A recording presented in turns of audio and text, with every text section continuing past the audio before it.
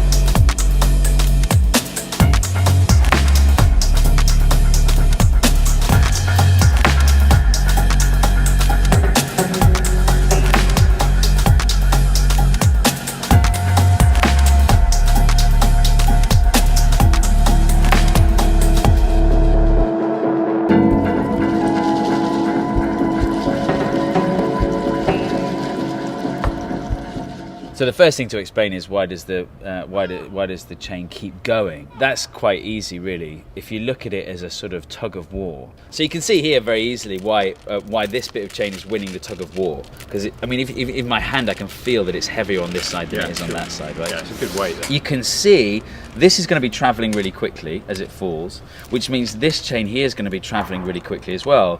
And if you've got something traveling really quickly, it's got momentum, right? So you've got this traveling up and it wants to change so that it's traveling down, but it can't do that in an instant, because that would require infinite force. Instead, what it does is it changes direction slowly over the course of a loop. So that's why it almost has to be a loop, because it needs that time and it needs that space to change direction. So not only do you get this loop coming out of the pot, but you see waves in the chain as well that seem to be sort of stuck in space, and then you get these corkscrews and things like that. And I think I know why that might be happening. I think it's when parts of the chain strike the rim of the pot, and that sort of knock on the chain travels as a shockwave through the chain. Well, I'll show you what I mean. So if you grab at the end there. Okay.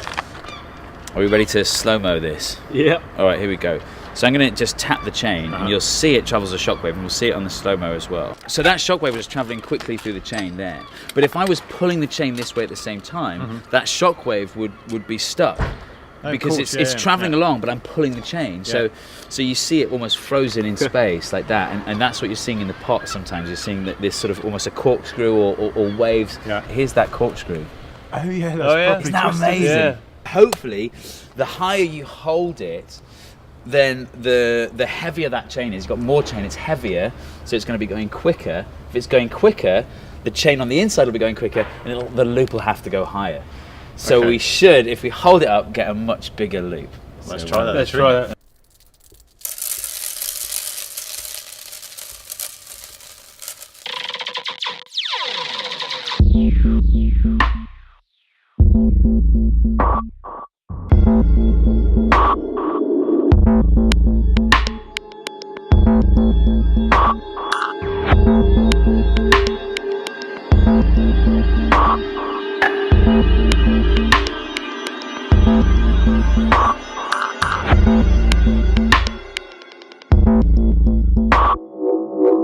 I'd say that's going about twice as high as it was when I had the pot down here.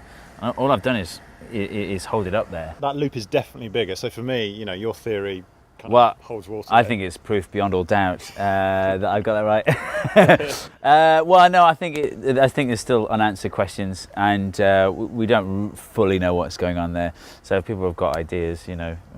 Yeah, absolutely. If you've got ideas, let us know in the comments. You know, what do you think of Steve's idea? Have you got your own theory as to why this is happening? We'd love to hear it. Don't forget to subscribe to Earth Unplugged, and go over to Steve at Steve Mould and subscribe there as well. He's got some awesome other videos on there too. We'll see you next time on Slow Mo. I've got a jar here which is full of a chain of beads. There's about 8,000 beads on the chain. It's 50 meters long and it behaves in this really weird way.